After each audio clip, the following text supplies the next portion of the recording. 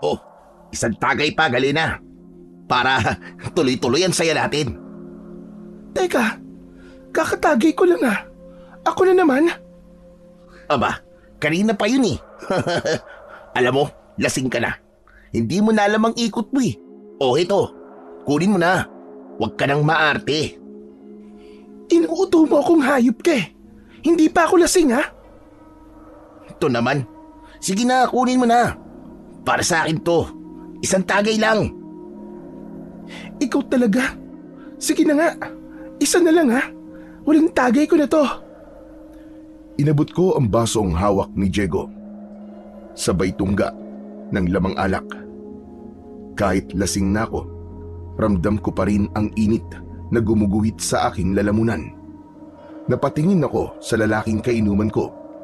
Nakatitig sa akin ang namumungay niyang mga mata. Nang ibaba ko ang baso, nagpatuloy kami sa pagbibiruan.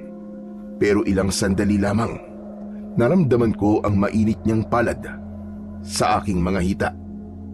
Nagulat ako at di agad nakaimik. Dahil di ako nagsalita, nakita kong ngumisi siya. Sabay himas at bahagya pang itinaas ng kaunti ang suot kong palda. Doon ko palang naisip na binabastos na ako ng kainuman ko na si Diego. Diego, anong ginagawa mo? Tigilan mo nga yan. Huwag ka nang magalit. Ano bang masama sa ginagawa ko? Hinahawakan ko lang naman ang mga hita mo ah. Ang ganda kasi. Sabi ng tigilan mo yan eh. Wala kang karapatang hawakan ako. Sira ulo ka. Teka, ba't ka ba nagagalit? Close naman tayo, di ba? Close? Porkit close? Pwede mo na akong bastusin, tirong ba? Alisin mo na nga yung kamay mo sa hita ko. Babangasan kitang sira ulo ka eh. Ang damot mo naman. Himas lang naman eh. Hindi niya inalis ang kanyang kamay. Bagkus ay tinignan lang niya ako na parabang nang aasar. Sa inis ko, tinabig ko ang kamay niya sabay irap. Tumungga pa ako ulit ng alak. Pilit kong pinapakalma ang sarili ko. Pero imbis na mapahiya, tumawa lang siya na parang wala lang. Huwag ka na mag-inarte, Galina. Alam ko namang gusto mo din eh. Hindi ko gustong ginagawa mo, hayop ka. Kaya manahimik ka. Sus, kunwari ka pa. Huwag ka na magmaninis. Kung talagang matino ka, hindi ka iinom at makikipagtagayan sa mga lalaki. Huwag ka nang painosente, Epek. Ano? Bastos ka! Binigyan ko siya ng isang sampal na malakas. Tumigil ang lahat ng tawanan sa paligid. Natigilan si Diego. Natigilan din yung mga kainuman namin. Lahat sila para bang hindi makapaniwala sa ginawa ko. Namula agad ang mukha niya dahil sa sampal na yun. Pero halata ko na mas nasaktan ang pride niya kesa sa pananakit ko sa kanya. Ayaw mo nang binabastos? Bakit sumasama ka sa amin? Di ba? Kaya ka nga nakikipag-inuman ay para... Huwag ka nang maarte. Ang totoo niyan, gusto mo magpadilig ngayong gabi, di ba? Natigilan ako sa sinabi niya. Wala akong naging reaksyon, kundi ang mapatanga at mapatitig sa kanya. Mapanukso ang mga tingin niya sa akin. Nakita kong lumingon siya sa mga kainuman namin. Ni isa sa kanila wala ding umimik. Lahat sila ay nagkibit balikat lang na parabang normal lang sa kanila ang ginagawa ng bastos na si Diego. Sira ulo kang hayop ka, Diego. Hindi yun ang dahilan kung bakit ako nakikipag-inuman sa inyo. Sus, huwag ka na nga magpalusot. Alam kong hinahanap mo yung ganito. Di ba? Matagal nang wala si Lando. Pumayag ka na. Isang gabi lang naman, Galine. Mabilis lang to. Masosolve ka sa akin. Promise. Dadaling kita sa langit. Doon na talaga ako nagalit. Bigla akong tumayo at ibinuwal ang mesa namin. Natapon ang mga alak sa sahig. Panay ang mura ko sa kanya at halos gusto ko na siyang suntukin. Pero nang makita ng mga kasama namin na parang gusto na rin akong saktan ni Diego, agad silang umawat. Oo, lasing ako, pero hindi ako pokpok. Tahimik ang paligid. Dahan-dahan kong nilapitan si Diego at tinitigan siya ng matalim. Alam mo, Diego, mag-iingat ka. Hindi mo alam kung sino ang binabastos mong hayop ka. Ha? Tinatakot mo ba ako, Hagalina? Hindi kita tinatakot. Binabalaan lang kita. Hindi mo ako kilala. At hindi mo alam kung sinong pwedeng magtanggol sa akin. Kapag nalaman niya to, sigurado akong hindi ka na makakapambastos pa ng babae kahit kailan. Sira ulo! Hindi ako natatakot sa sinasabi mo. Bahala ka. Pero kung sakaling may mangyari sa'yo, walang sisihan ha. Wala akong kasalanan. Tumalikod na ako at naglakad palayo sa kanila. Wala man lang isa sa kanila ang nagmalasakit na samahan ako pauwi. Lahat sila nakatingin lang sa akin at may ilan pang nakangisi na parabang ako ang may kasalanan sa nangyaring yun.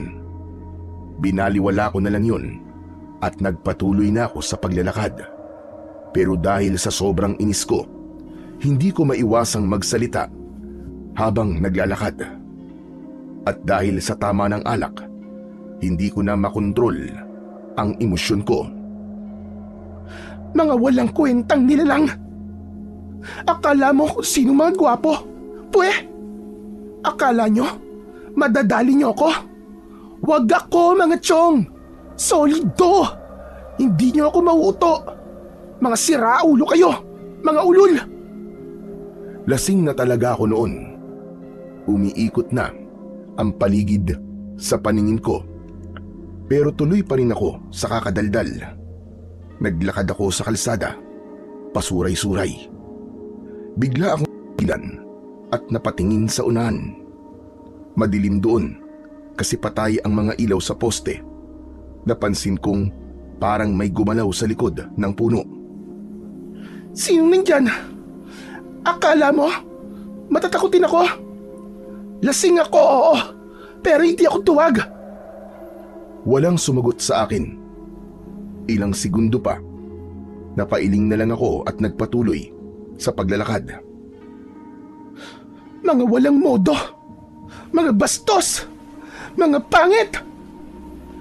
Paglapit ko sa mga bahay, napansin kong may mga nagsindi ng ilaw at nagbukas ng bintana. Lahat sila tinitignan ako. O ano? Anong tinitingin-tingin niyo sa akin, ha?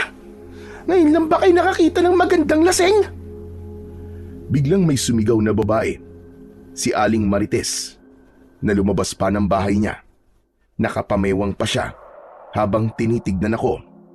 Hoy, Galena! 2:00 na madaling araw ba? Nakainom ka na naman. Ah, bakit? Inggit ka? Anong inggit na sinasabi mo? Diyos ko, babae ka. Bakit naman ako maiinggit sa'yo? Alam mo, mabuti pa. Matulog ka na. Eh kung ayoko pa? Anong ayaw mo pa? Pambihira. Umuwi ka na ka. Kanina pa naghihintay ang tatay mo sa'yo. Nako, mamamatay ang tatay mo dahil sa konsumisyon. Eh ano bang pakialam mo? Wala kang ambag sa buhay ko, kaya wag kang pakialamera. At wag kang manita. Paano hindi kita sisitahin? Ang ingay-ingay mo. Halos lahat ng tao dito naistorbo mo na. Hindi ka ba nahihiya niyan? Aba, bakit naman ako mahihiya? Wala naman akong masamang ginagawa. Kung naiingayan ka sa akin, wag kang makinig. Isarado mo yung tenga mo, Marites. Abat, sumasagot pa itong bastos na babae ito. Hindi mo ba alam na buong barangay ay napagkikismisan ka na? Kung hindi lang dahil sa tatay mo, matagal ka nang pinalayas dito. Wala akong pakialam sa inyo. Magkismisan kayo hanggat gusto nyo. Kaya ako, wag nyo din akong pakikialaman. Dito na nga lang ako nagiging masaya. Pinapakialaman mo pa? Masaya? Masaya ka pa sa lagay na yan na nag-ieskandalo ka kapag nalalasing. Hindi ka ba nahihiya sa mga tao dito? Kababaeng tao mo pa naman. Ano bang problema mo sa pagiging babae ko? Babae ka. Hindi dapat ganyan ang inaasta mo. Eh ano naman kung babae ako? Hindi ba pwedeng uminom ang babae? Bakit? Pag yung anak mo si Diego ang naglalasing at nagwawala, hindi mo naman pinakikialaman ng ganyan ah. Aba, at bakit naman nasali ang anak ko sa usapan na ito? At saka Galena, lalaki yon. Natural lang na hindi yung kagaya mo. Kababaeng tao wala si Gera, nakikipag-inuman sa mga lalaki. Alam ko na kung saan nagmana ang anak mo. Sa'yo. Parehas kayong matabil at madumi ang dila. Sabihin mo nga sa akin, Aling Marites. Pati ba, kamanya ka ng anak mo? Minana din niya sa'yo? Ano ka mo? Oh, gulat ka no? Alam mo ba kung bakit ako daldal ng daldal dito? Kasi nga, dun sa umpukan namin kanina, minanyak ako ng magaling mong bastos na anak. Huwag kang gumagawa ng kwento, ha? Bakit naman ako gagawa ng kwento? Wala naman akong balak na agawin ng korona mo bilang numero unong tagagawa ng kwento dito sa baryo natin. Kung totoo man, na minanyak ka, kasalanan mo rin yon. Baka nga ikaw pa nagbigay ng motibo. Tignan mo nga yung ayos mo. Ang ikli-ikli ng palda mo. Tapos, pare-pareho pa kayong lasing. Aba, kahit sino naman lalaki, Galena, bibigay talaga. At talagang ipinagtanggol mo pa ang siraulo mong anak. Aba, natural. Anak ko yun eh. Lumayas ka na ka. Anak ng tupa, oo. Eh kung ayoko, mabuti pa lumabas ka dito. Gusto mo? Sampaling kitang bruwa ka? Aba, bastos tong batang ito ah. Ang kapal na buka mo. Pinagsasabihan ka na maayos, ganyan ka pa. Tse, pakialamera ka talaga. Makalayas na nga dito. Yan, ganyan. Lumayas ka na dito. At sa susunod, huwag ka nang dadaan dito. Kapag inulit mo pa to, magpapatawag na kami ng tanod para damputin ka. Eh di tumawag ka. Bakit akala mo ba? Natatakot ako sa tanod? Aba talagang hinahabon mo ba ako? Oo, hinahamon kita. Halika, lumabas ka rito. Ay, wag na. Hindi kita papatulan at hindi kita kalibel. Anong hindi kalibel ang pinagsasabi mo? Ang sabi ko, hindi ko papatulan yung sabalang ugali mo. Wala kang respeto. Maski yata sa sarili mo, hindi mo na alam galangin. Pwe! Matagal na hong nawala yun sa buhay ko. Kaya wag niyo na akong pakialaman pa. Dahil hindi mo alam kung gaano kasakit mabuhay na wala ka ng pinaniniwalaang mabuti.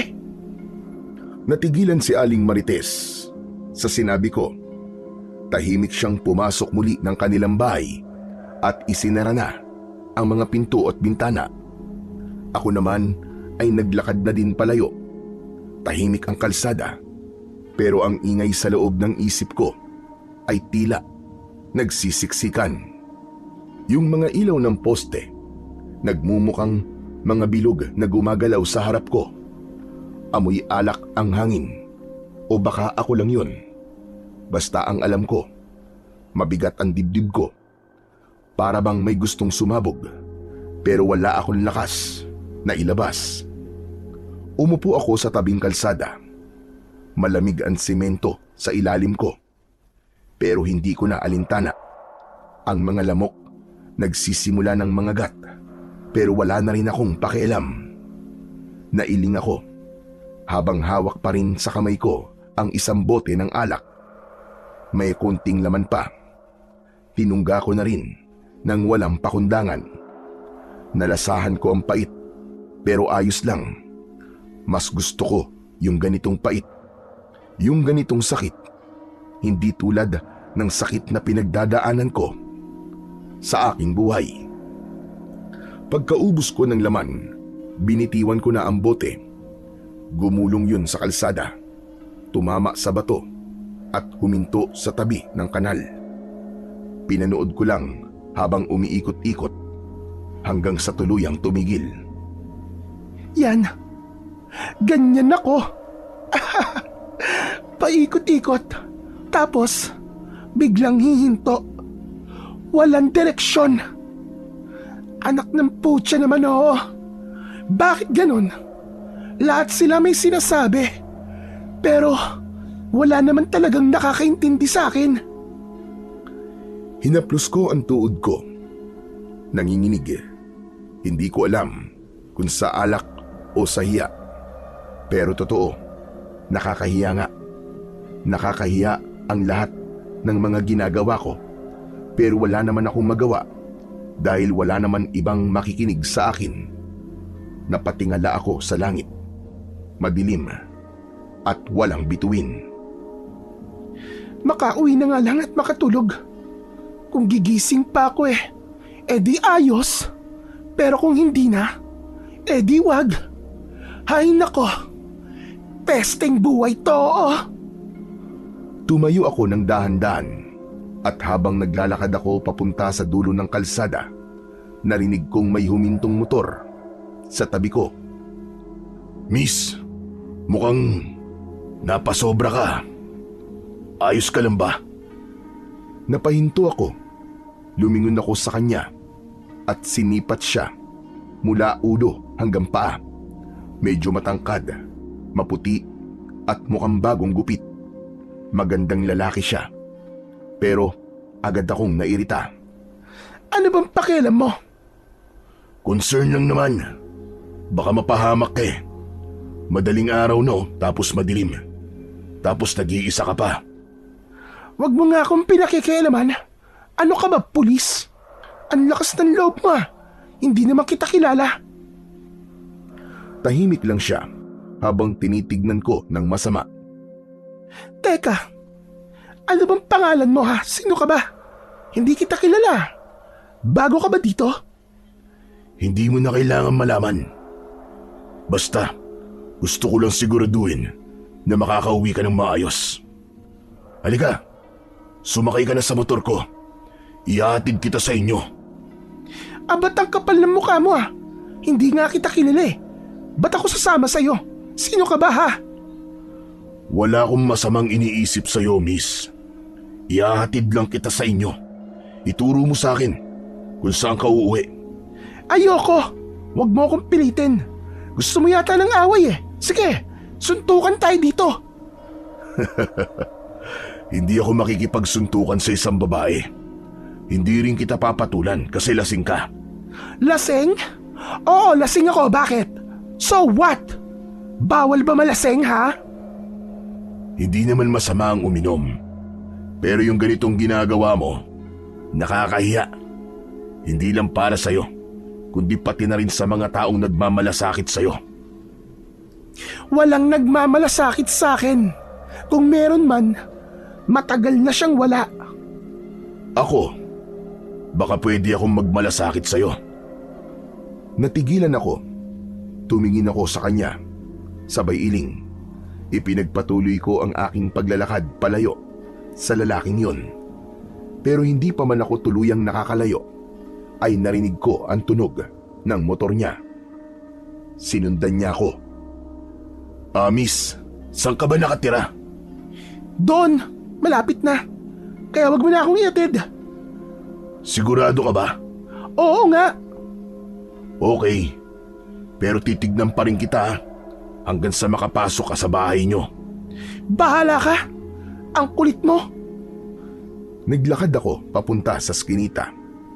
Pasuray-suray pa rin. Pero nagpipilit na wag matumba.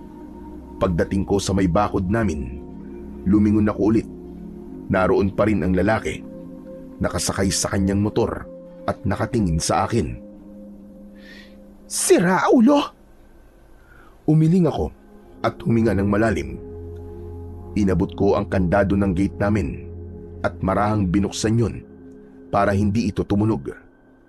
Dahan-dahan kong isinara ulit. Ilang segundo pa bago ako tuluyang pumasok. Maingat kong tinanggal ang tsinelas ko bago ako pumasok sa loob ng bahay. Madilim sa sala. Nasa silid na ang tatay ko. Marahil ay tulog na. Ayoko siyang magising. Ayokong marinig ang paulit-ulit niyang sermon tungkol sa pag-inom ko. Tahimik kong binuksan ang pintuan ng kwarto ko Isinara ko na kagad ang pinto at marahan kong kinuha ang kumot, sabay bagsak sa kama. Habang nakahiga, naramdaman ko ang hilo, pero higit pa roon ay bigla kong naramdaman ang lungkot na matagal ko nang tinatago. 2 taon na rin mula nang mawala si nanay. Hanggang ngayon ay ramdam ko pa rin kung gaano katahimik ang bahay namin simula nang nawala siya. Si tatay lang at ako. Pinilit kong ipikit ang mga mata ko.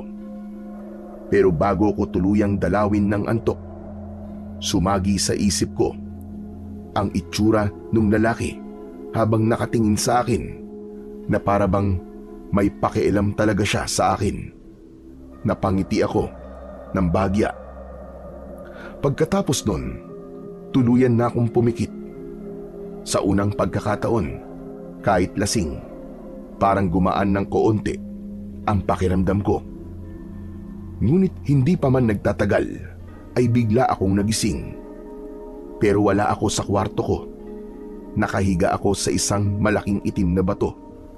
May mga nakapalibot sa akin na mga taong nakasuot ng balabal na itim. Nakatakip ang kanilang mga muka. Babangon sana ako pero hindi ko magawa dahil nakatali ang aking mga kamay at paa. Hindi ako makagalaw. Ano to? Nasaan ako? Ano nangyayari? Walang sumagot. Narinig kong nagsasalita ang mga tao. Sabay-sabay sila. Para silang kumakanta. Pero hindi ko maintindihan. Sino kayo, ha? Bakit niyo ako itinali? Pakawalan niyo ako rito! Ilang sandali pa ay biglang may lumapit. Mas mataas siya kesa sa iba. Pareho din ang suot, itim na balabal pero may pulang guhit sa dibdib. Huminto siya sa tapat ko. Hindi ko makita ang mukha niya dahil natatakpan ng hood. Nang yumuko siya, napansin kong parang pamilyar ang kanyang mga mata. Sino ka? Hindi siya sumagot. Sa halip, dahan-dahan niyang ibinaba ang kanyang hood. Napasinghap ako. Lando? Mismo ko, no? Lando, anong ginagawa mo? Pakawalan mo ako dito! Ngunit imbis na pakawalan niya ako, inilapit niya sa akin ang kanyang muka. Wag! Bigla niya akong hinalikan. Mabilis, marahas. Nanlaki ang mga mata ko. Tinangka kong umiwas pero wala akong magawa. Naramdaman ko ang mainit na hininga niya. Kasunod nun, parang may apoy na pumasok sa bibig ko. Gumapang ito sa aking lalamunan, sa dibdib at sa tiyan. Tama na! Tama na! Umangat ang katawan ko dahil sa sakit. Parang may tumutusok sa laman ko. Ramdam ko ang init na kumalat hanggang sa parang sinusunog na ang balat ko. Nakita ko ang mga taong nakapalibot sa akin. Nakataas ang kanilang mga kamay. Sumisigaw sila ng mga salitang hindi ko maintindihan. Lando! Lando, wag! Wag! Wag mo nang ituloy ito! Hindi siya sumagot. Nakangiti lang siya habang nakatayo sa tabi ko. Ilang saglit pa, naramdaman kong may tumutubo sa loob ng bibig ko. Parang may lumabas na matutulis na pangil. Humaba din ang mga kuko ko. Tapos ay tinubuan ako ng itim na balahibo. Hindi! Anong ginagawa niyo? Mga hayop kayo! Ayoko nito! Ayoko! Kasabay ng sigaw kong yun, ay kusang naputol ang mga tali sa kamay at paa ko. Bigla akong tumayo, hingal at nanginginig, pero ramdam ko ang kakaibang lakas ng mga oras na yon. Tapos yung mga tao, bigla silang lumuhod. May sinasabi sila, ako raw ang pinili. Ako raw ang bagong Panginoon. Anong bagong pinili? Anong pinagsasasabi niyo? Tigilan niyo to! Tigilan niyo ako! Lumingon ako sa paligid. Gusto ko nang umalis. Inisip kong tumakas, pero nakita ko si Lando. Nakatingin sa akin. Nakangiti. Pero ang laman niya, ang kulay niya, hindi na din normal. Kulay abo, parang patay. May mahahaba din siyang mga kuko. May matulis na pangil. Nakangisi siya sa akin. Wala ka nang magagawa, Galena. Tadhana mo to. Tadhana? Sira ulo ka ba? Oo, Galena. Oo. Tadhana mo to. Pinili ka nila. Pinili kita. Bakit mo to ginagawa? Ayoko nito, Lando. Ayoko nito. Pakiusap. Alisin mo ang sumpang to. Huwag ka nang lumaban, mahal ko. Sandali na lang matatapos din to. Sige na. Mahiga ka na ulit at tatapusin na namin ang ritual na makakapagpalakas sa iyong kapangyarihan. Please, tama na to, Lando. Natatakot na ako. Huwag mong gawin sa akin to. Maawa ka. Huwag kang matakot, Galena. Pagkatapos nito, magiging isa na tayo. Magiging ikaw na. Ang susunod na. Susunod na ano? Alam mo kung ano man yan. Hindi yan ang kailangan ko. Alam mo yan. Biglang lumakas ang ihip ng hangin. Paglingon ko sa isang sulok ay may lalaking naglalakad papalapit. Malabo ang mukha niya pero may suot siyang medalyon na nagliliwanag. Hindi ko matignan yun. Talagang nakakasilaw at masakit sa mata. Sino ka? Ako ang tatapos sa sumpa, Galena. Halika, lumapit ka sa akin. Huwag mo siyang pakinggan, Galena. Papatayin ka niya, Galena. Huwag kang lumapit sa kanya. Manahimik ka. Hindi ko papayagang mangyari ang masama niyong balak. Siya ang pinili. Hindi mo siya pwedeng kunin sa amin. Nang sabihin yun ni Lando, biglang nagkagulo. Yung mga tao sa paligid, narinig kong nagsisigawan sila. Lalo akong nataranta. Hindi ko na alam ang mararamdaman ko ng mga oras na yon. Sobrang ingay. Tinakpan ko ang mga tenga ko. Hindi ko na kinakaya. Para bang sasabog na ang ulo ko sa dami ng boses na nagsisigawan sa paligid. Tumigil na kayo! Tumigil na kayo! Tama na! Mabilis akong umatras. Halos madapa ako sa pagtakbo. Pero wala na akong pakialam. Gusto kong makalayo sa kanila.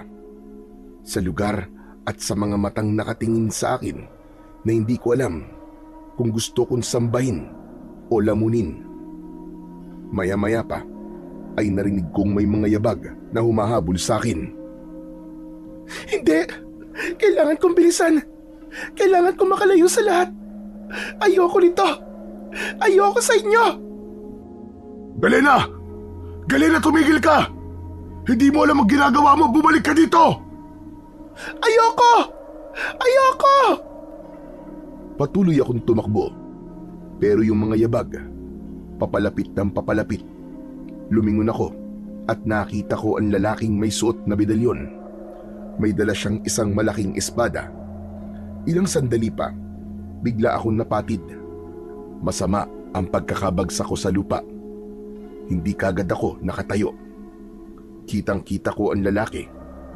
Nung makalapit siya sa akin, ay agad niyang itinaas ang hawak niyang armas. Sandali! Anong gagawin mo? Patawarin mo ako, Galena. Pero kailangan ko tong gawin. Kung hindi, mas marami pang mamamatay. Anong ibig mo sabihin? Isa kang halimaw, Galema. At may dala kang sumpa sa baryo nyo. Kailangan mo mawala. Kailangan mong mamatay. Sandali, wag! Hindi ako halimaw! Hindi ko to gusto!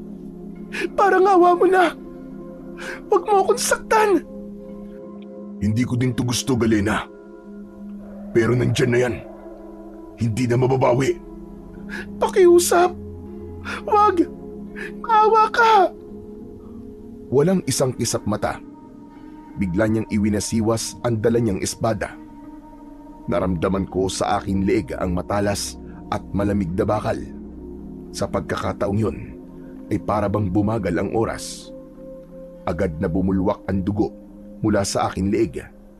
Nahulog ang ulo ko sa lupa at nagpagulong-gulong.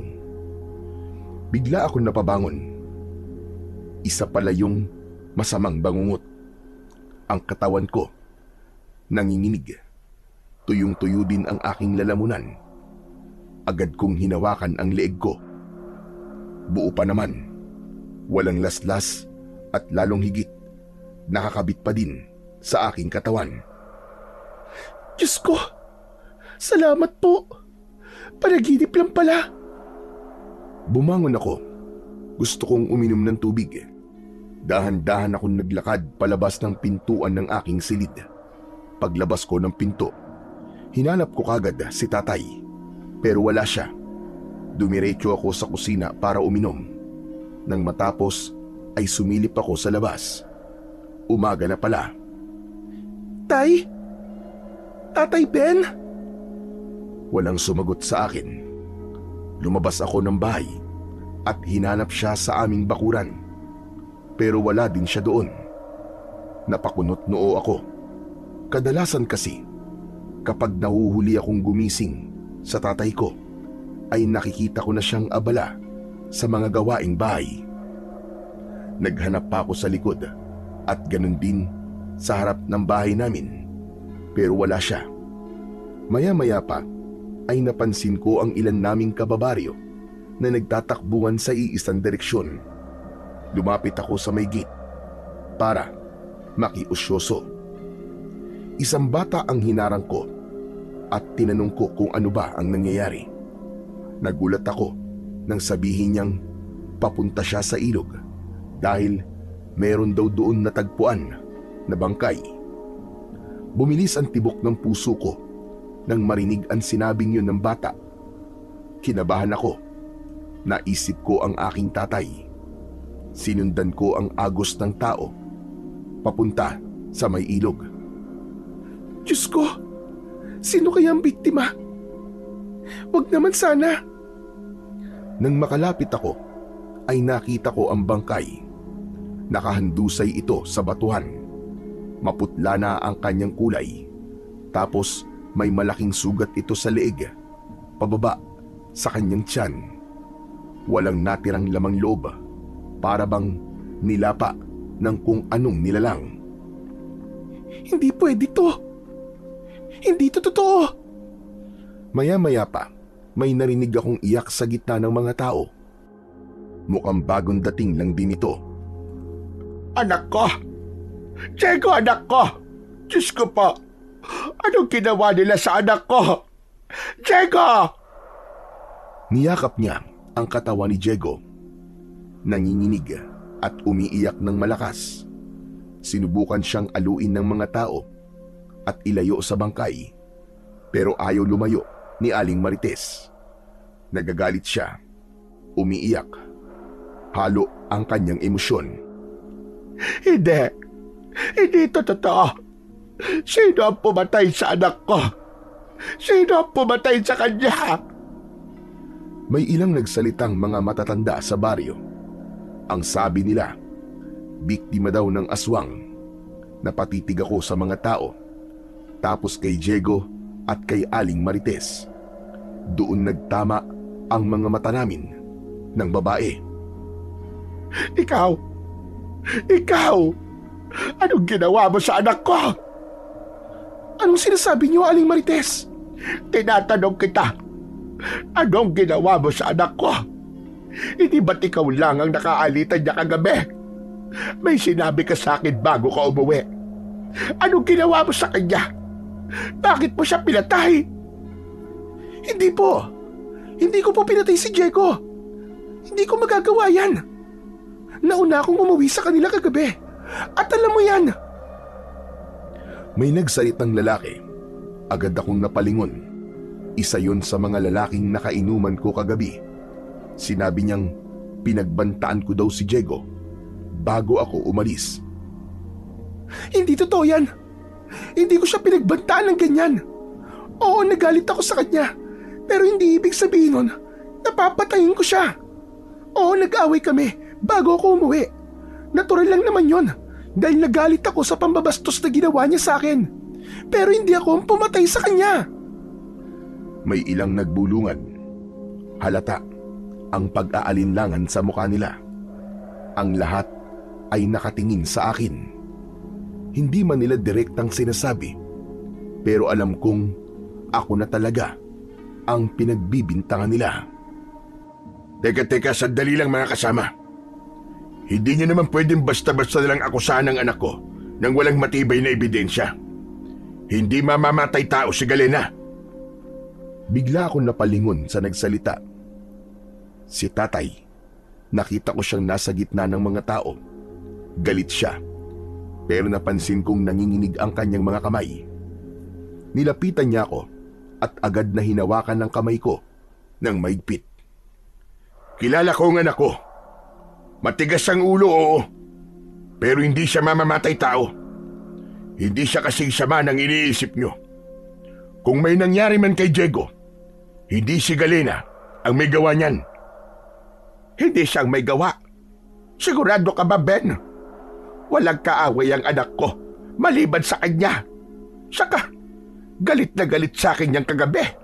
Pinagbantaan din niya ako, ah. Siguro ay gusto niyang gumanti sa akin. Kaya niya pinatay ang anak ko.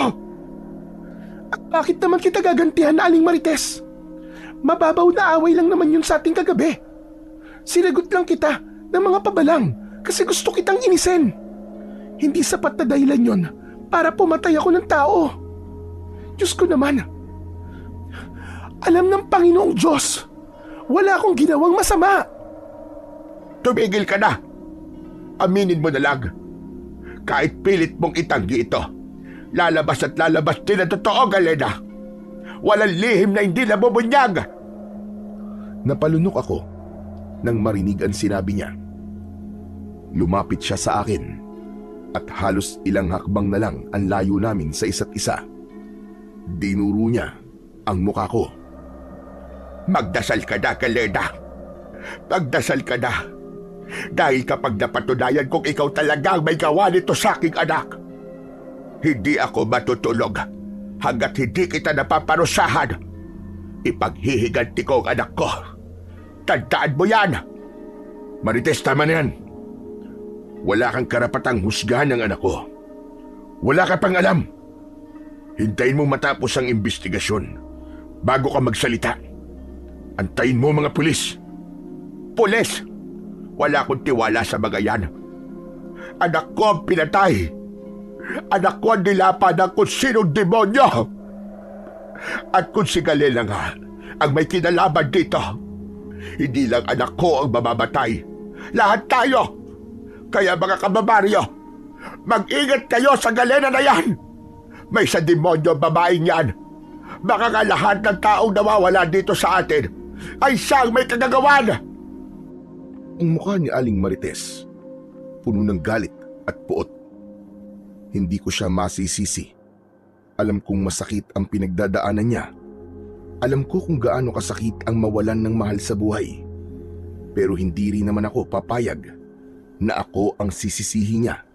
Sa salang, hindi naman ako ang may gawa. Sasagot pa sana ako, pero pinisil na ni tatay ang palad ko. Huwag ka na magsalita. Hayaan mo muna. Lalabas din ang totoo, anak. Tumango ako. Tama si tatay. Alam kong kahit anong gawin kong paliwanag, ay hindi na makikinig sa akin si Aling Marites. At yung mga tao, lahat sila nakatingin sa akin. Ang paraan ng tingin nila sa akin, pakiramdam ko, ako ang sinisisi nila. Pagkatapos nun, ay hinila na ako ni tatay palayo sa lugar na yon. Tahimik kaming naglakad. Wala ni isa sa amin ang nagsalita. Pagdating namin sa bahay, agad kong sinara ang pinto. Galena, siya kagaling kagabi. Totoo bang nakipag-inuman ka na naman? Opo. Kainuman ko po ang grupo ni Diego kagabi. Alam mo ba kung anong pinasok mong gulo, Galena? Paulit-ulit na lang to. Hindi ka pa ba natututo? Alam mong hindi maganda ang ginagawa mo, di ba? Tay, gusto ko lang naman pong makalimot kahit sandali. Makalimot? Sa anong paraan? Nakikipag-inuman ka sa mga lalaki? Pasensya na po, Tay. Pasensya.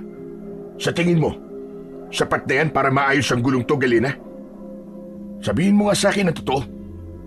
Ikaw ba ang pumatay kay Diego? Tay, hindi. Pati ba naman kayo? Hindi ko ginusto ang nangyari kay Diego. Umuwi ako. Bago pa man yun. Bago pa man may mangyari sa kanyang masama. Sigurado ka? Anong oras kang umuwi kagabi? 2:00 po. Pag-uwi ko, dumiretso naman po ako dito sa kwarto eh. Wala akong ibang ginawa kundi ang matulog. 2:00? Sigurado kang 2:00? Gising pa ako nung, Galena. Imposibleng hindi kita maramdaman. Nag-iingat po akong pumasok, Tay. Hindi ko na po kayo inistorbo. Kasi alam kong nagpapahinga na po kayo. Magaling kang magpalusot, ha? Sige. Sana nga, anak. Sana wala ka talagang kinalaman sa nangyari sa anak ni Marites. Dahil kapag may kinalaman ka nga, hindi ko alam kung paano pa kita ipagtatanggol. Hindi ako pwedeng magsinungaling para lang iligtas ka at pagtakpan. Tay, wala akong kasalanan. Hindi ako ang pumatay sa kanya. Hindi ko siya pinatay. Sana nga, anak. Pero alam kong hindi titigil si Marites na idawit ka dito. Kilala ko ang tabil ng dila nun. Hindi siya paaawat, anak. Kung sana man lang kasi, hindi ka na sumama sa mga yun, di sana wala ka sa ganitong sitwasyon. Pero Tay, hindi ko nga kasalanan. Hindi ko rin ginusto itong mangyari. Alam ko. Pero hindi sapat na ganyan lang ang sabihin mo. Ngayon, mainit na ang tingin ng tao sa'yo. Lahat sila hinuhusgahan ka na. Magbago ka na, Galena. Dahil kung hindi, baka sa susunod, hindi na lang salita ang ipupukol sa'yo. Baka bato na. Natahimik ako sa sinabing yun ni tatay. Madaling isipin ang bagay na yun na magbago pero mahirap gawin. Anak, ilang beses na kitang pinagsabihan. Hindi masamang uminom paminsan-minsan. Pero yung halos gabi-gabi ka na lang dyan sa labas at nakikipag-inuman kung kani-kanino, aba hindi normal yun. Maliit lang ang baryo natin. Lahat ng galaw mo, pinag-uusapan. Alam ko naman yun, Tay. At wala naman akong pakialam kung pagchismisan nila ako eh. Okay lang sa'yo? Paano naman ako? Ako ang nakakahiya, anak. Alam mo ba kung ano sila sabi nila? Hindi raw ako marunong dumisiplina ng anak. Wala raw akong kwentang ama. Tay, hindi ko sinasadyang mapahiya kayo. Hindi mo sinadya, pero paulit-ulit mong ginagawa. Galena, kung buhay pa ang nanay mo, siguradong masasaktan yun sa mga pinaggagawa mo. Tama na po. Tama na, Tay. Gusto mo akong tumigil? Sige, titigil ako. Pero huwag ka na rin uminom ng alak. Huwag ka na rin munang lalabas. Kung gusto mong manahimik ang buhay mo, dito ka lang sa loob ng bahay. Tama na ang gulo, Galena. Ayoko na. Naiintindihan mo ba? Opo, Tay. Mabuti. Itong tatandaan mo. Kapag nakarinig pa ulit ako ng reklamo tungkol sa'yo, hindi na kita ipagtatanggol. Bahala ka na sa buhay mo. Pagkatapos sabihin yon, ay lumabas na si tatay. Dumiretso ito sa likod ng bahay. Marahil ay haharapin na nito ang mga inaalagaan niyang mga gulay. May maliit na gulayan kasi siya sa likod. Doon siya nagpapalipas ng oras kapag may hindi kami pagkakaunawaan. Naiwan ako sa loob ng bahay sa may sala. Umupo ako sa isang lumang silya. Doon ko sinimulang alalahanin ang mga nangyari kagabi. Pero kahit anong isip ang gawin ko, wala akong maalalang masamang ginawa ko. Hindi ko naman talaga siya pinatay eh. Bakit ganun? Bakit ang dali para sa kanilang husgahan ako? Mukha ba akong aswang? Hindi naman ako aswang ah. Pero, hindi nga ba? Bigla kong naalala ang panaginip ko kagabi. Bigla akong kinilabutan nang maalala ko ang naging anyo ko sa panaginip. Isang nilalang na may mga pangil, may mahahabang kuko at balot ng itim na balahibo. Bigla ako napaisip ng negatibo.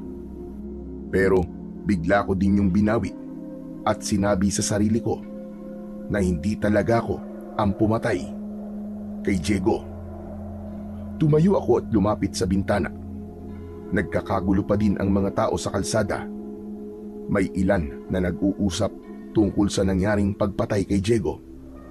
Naririnig ko pa ang ilan sa kanila na nagsasabing halimaw daw talaga ang may gawa nun at hindi tao. Hindi ko na lang sila pinansin. Baka kung ano pa ang isipin nila kapag nakita nilang nakikinig ako. Ibinaling ko sa iba ang aking tingin. Tapos may narinig akong tunog ng motor na huminto sa tapat ng bahay. Mabilis kong nilingon ang gate.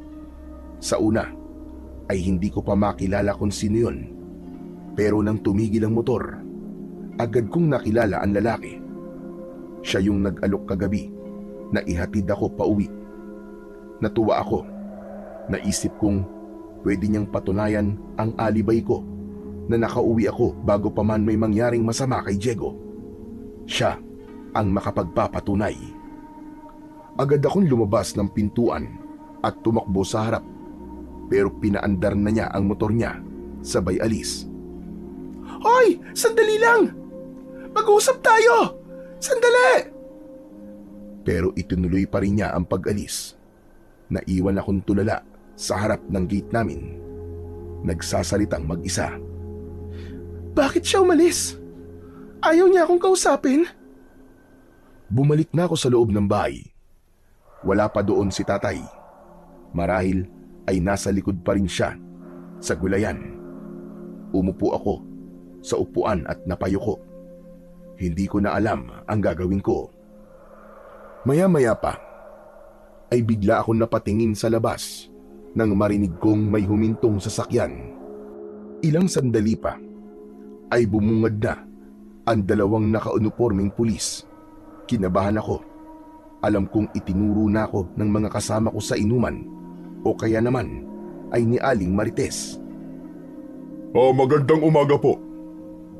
Ikaw ba si Galena? Tumango ako at tumayo kahit nanginginig ang mga tuhod ko. Sinalubong ko sila sa may pinto at pinapasok. Nakita ko si tatay, nakasunod sa mga pulis. Umupo sila sa sala habang ako ay tumayo sa may gilid. Hindi mapakali. Kilala mo si Diego Panganiban? Opo, magkakilala po kami. May nakapagsabi sa amin na magkasama raw kayo kagabi bago siya matagpo ang patay sa may ilog. Opo, totoo po yun. Nakipag-inuman po ako sa kanila kagabi. May mga kasama kami, officer. Pero, nauna na po ako sa kanila. Hindi ko alam na may masamang mangyayari sa kanya. Ilang oras kayo nag-inuman? Hindi ko po sure eh. Pero 2:00 po nung nakauwi ako. Nainis na ako nun kasi lasing na po si Diego. Kung ano-ano pong sinasabi sa akin at ginagawa. Anong sinasabi niya? Binastos niya po ako, sir. Kaya umalis na ako. Galit ako pero wala akong ginawa. Umuwi lang talaga ako. May makapagpapatunay bang umuwi ka nga ba kagabi? Ako ho, sir. Pinagbuksan ko ho siya ng pinto kagabi. Bigla akong napatingin kay tatay. Hindi ko inaasahan na magsisinungaling siya. Taliwas sa sinabi niya kaninang pababayaan na niya ako at bahala na ako sa buhay ko. Tinigdan siya ng mga pulis. Parang sinusuri kung nagsasabi ito ng totoo o kung walang itinatago. Wala ho akong masamang ginawa sa kanya, sir. Pagdating ko dito sa bahay, diretso na po ako natulog. Pero, alam mo ba sabi ng mga kainuman mo ay sinundan ka ni Diego kagabi? Hindi ka ba niya naabutan? Hindi ba kayo nagkita? Hindi niya po ako sinundan, sir. Naiwan siya. Kanino galing yung kwentong yan? Yun ang sabi ng mga kainuman niyo kagabi. Kung totoo man yan, hindi ko alam na sumunod siya. Hindi talaga, sir, maniwala kayo. Baka naman hindi mo lang maalala kasi lasing ka. Kahit lasing ako, sir, alam ko po ang ginagawa ko. Sir, tanda ko lahat ng mga nangyari. Saka, bakit ba akong tinatanong nyo, ako ba ang suspect? Sa tingin nyo, magagawa kong patayin si Diego sa karumal-dumal na paraan? May mga ebidensya na kaming nakuha sa lugar na pinangyarihan ng krimen. Kung ikaw ay may gawa, umamin ka na habang maaga pa. Wala akong aaminin, sir. Mag-imbestiga kayo ng mabuti para mahuli ninyo ang tunay na salarin. Sige ho. Kung wala pa kayong maalala ngayon, ayos lang. Ipapatawag ka na lang namin ulit kapag kailangan. Makipagtulungan ka sana, Galena. Asahan niyo po, sir. Maninis naman po talaga ang konsensya ko. At gusto ko rin po mabigyan ng hustisya si Diego kahit hindi siya naging mabuti sa akin. Tumango ang pulis na kausap ko. Maya-maya pa ay tumayo na silang dalawa at nagpaalam. Nang makaalis na ang dalawang pulis, nakita ko si tatay, nakatitig ng masama sa akin. O ano? Kita mo na? Ano, masaya ka ba? Uminom ka ulit mamayang gabi, sige! Hindi na kita pipigilan. Magpakalangu ka! Tay, Nilapitan ko si tatay at mabilis na niyakap. Pinatunayan niya ang aking alibay na umuwi nga ako ng normal kagabi. Pero kahit ganun ay ramdam ko pa rin ang panlalamig niya. Hindi niya ako niyakap pabalik. tay, salamat. Hindi mo kailangan magpasalamat. Ang gusto ko lang, anak, ay tumino ka. Tigilan mo na yung bisyo mo na yan. Wala namang magandang maidudulot yan sa'yo eh. Hindi ako nakasagot. Nakatungo lang ako habang nakayakap pa rin sa kanya. Alam kong nasaktan ko na naman siya. Patawad po, tay. Hindi ko naman po ito ginusto. Eh sino ba ang may gusto niyan? Hindi ka naman kasi marunong makinig eh. Kung nakinig ka sa akin nun, hindi ka sana nadadamay sa gulo. Umatras siya ng dahan-dahan sabay iling. Kita ko sa mukha niya ang labis na pagkadismaya at pagod. Yung uri ng pagod na hindi lang dahil sa mga trabaho niya, kundi dahil sa pagpapalaki niya ng isang anak na palaging pasaway. Tay, maniwala po kayo sa akin. Kahit naman po ganito ako, hindi ako ang pumatay kay Diego. Sana nga, anak. Sana nga. Pero paano mo makukumbinsi ngayon ng mga tao na wala kang ang kasalanan? Lalo na si Marites. Sigurado kong hindi ka titigilan nun. Pagkasabi nun, kinuha niya ang sombrero sa mesa at lumabas ng bahay. Naiwan akong mag-isa sa sala, nakatitig sa pinto. Hindi ko alam kung maiiyak pa ako o magagalit. Sa labas, narinig kong nag-uusap ang mga tao. May mga babae na panay pa ang silip sa loob ng bahay namin. Pinag-uusapan nila ako. At ako talaga ang pinaghihinalaan nila. At yun ang pinakamasakit. Hindi ko alam kung paano ko pa mapapatunayan na hindi ako ang may sala. Pinikit ko ang mga mata ko at huminga ng malalim. Gusto kong sumigaw. Gusto kong sabihin sa kanila na mali sila. Pero alam kong kahit anong sabihin ko, hindi nila pakikinggan. Lumapit ako sa bintana sa kabila ng takot at kahihiyan. Bigla kong naalala ulit yung lalaki na naghatid o sumunod sa akin kagabi. Kung sakaling makita ko siya ulit, baka siya lang ang tanging makapagpapatunay na nagsasabi ako ng totoo.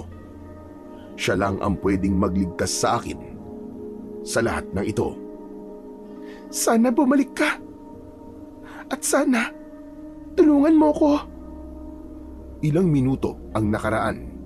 Matapos umalis ang mga pulis, biglang may malakas na sigaw akong narinig mula sa labas ng bahay. Pagdungaw ko sa bintana, si Aling Marites pala. Galit na galit siyang sumugod. Lumabas ka dyan, Galena! Mag-uusap tayo dalawa! Aling Marites, wala naman po tayong dapat pag-usapan eh. Hindi ako ang pumatay sa anak nyo. Kaya wag nyo akong paginitan. Sinungaling ka! Hindi lahat maloloko mo, Galena. Alam ko may tinatago kang kababalaghan. Sisirain ko ang buhay mo. Sinusumpa ko! Tama na ho. Wala naman kayong ebidensya para pagbintangan nyo ako. Huwag nyo akong isumpa ng ganyan. Wala pa siya ngayon. Pero kapag napatunayan ko may kinalaman ka sa pagkamatay ni Diego, ako mismo magpapabarang sa'yo! Nagkagulo sa labas. Yung mga kapitbahay at kababaryo naming chismosa nagsilapitan sa amin. Tama na po. Wala akong kasalanan. Hindi ko siya pinatay. Sinubukan kong magpaliwanag, pero lalo lamang siyang nagalit. Hindi mo ako maluloko. Hindi mo ako mapapaniwala sa mga kasinungalingan mo na yan. Hayop ka, Galena. Lintik lang ang walang ganti. Hindi ko na alam kung ano ang isasagot ko.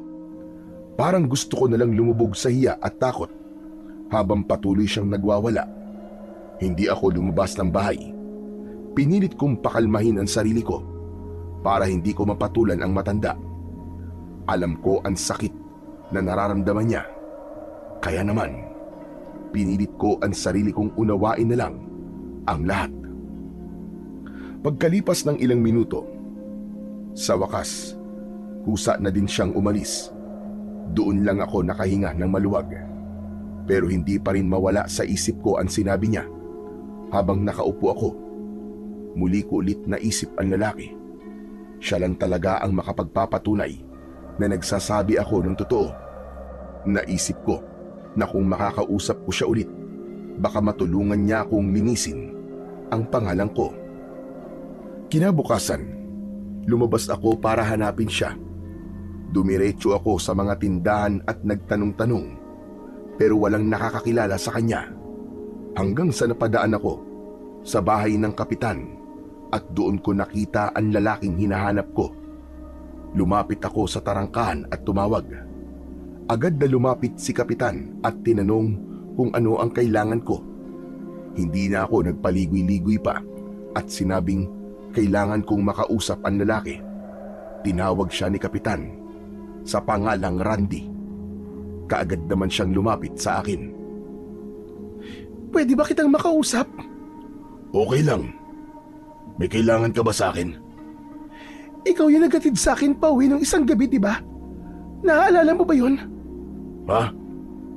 Hindi kita kilala, miss. Baka ibang tao yung tinutukoy mo. Huwag mo naman akong lokohin. Alam kong ikaw yun. Inihatid mo pa nga ako sa harap ng bahay namin eh. Pero hindi literal na hatid yun. Kasi ayokong sumakay sa motor mo. Pero hinatid mo pa rin ako. Inilawan mo pa nga yung daan at sinigurado mong makapasok ako sa bahay ng ligtas. Ikaw yun. Tandang-tanda kita. Naku baka naman napagkamalan mo lang ako, miss. Wala talaga akong alam sa sinasabi mo eh. Kung wala ka namang ibang sasabihin, babalik na ako dun kasi marami pa akong ginagawa eh. Nakakahiya kay Uncle. Teka, sandali lang. Tulungan mo naman ako. Tulungan mo akong malinis ang pangalan ko, utang na loob. Pero hindi siya nakinig. Naglakad na siya palayo sa akin. Wala akong nagawa, kundi ang mapatulala. Hindi ko alam kung maiiyak ba ako o magagalit. Habang pauwi ako, pakiramdam ko ay lalo akong nalito. Hindi ko maintindihan kung anong trip ng lalaking yon at itinatanggi niya ang bagay na yon. Napakunot ang noo ko. Hindi ko maintindihan kung bakit niya ginagawa yon. Kaya naman, bago ako tuluyang umalis, muli akong lumingon sa kanya. Napansin kong sumulyap siya sa akin. Pero nang magtama ang mga mata namin, mabilis niyang ibinaling ang tingin sa iba na para bang walang nangyari. Bigla akong kinabahan. Para bang may mali sa kanya. Naisip ko tuloy na parang may alam siya O baka siya mismo ang may itinatago. At sa isip ko, kahit na anong mangyari, kailangan kong malaman kung sino talaga siya at kung anong kinalaman niya sa pagkamatay ni Diego. Simula noon, hindi na siya nawala sa isip ko. Hanggang isang gabi, naisipan kong uminom.